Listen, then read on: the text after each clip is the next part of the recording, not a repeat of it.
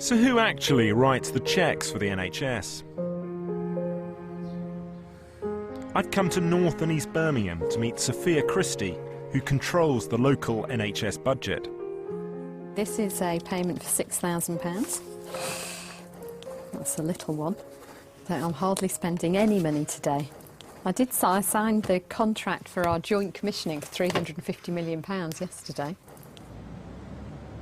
I've got to provide life to death universal coverage for 440,000 people, and this year my allocation has been £630 million to do that. The issue is, how do we spend that money wisely? There is a huge amount of trust invested in us by the taxpayer to look after their money and make sure that we can provide good access at the right time for all of those 440,000 people. Now, this particular drug, compared to some of the other things that have been approved, actually, you know, it looks like people might get an extra year or year and a half.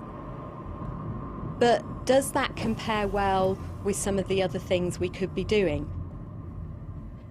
When we look at what are the big health issues in Birmingham East and North, they are infant mortality.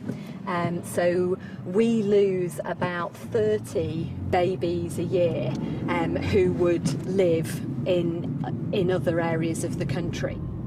This bit of the patch we're coming into, that men on average are dying 6 years younger than the national average. And so our population, our men in particular, don't really get old enough to get cancer. They die of heart disease in their 50s, 60s and early 70s, whereas in other communities they'd be living into their 70s or 80s and then developing cancer in later life.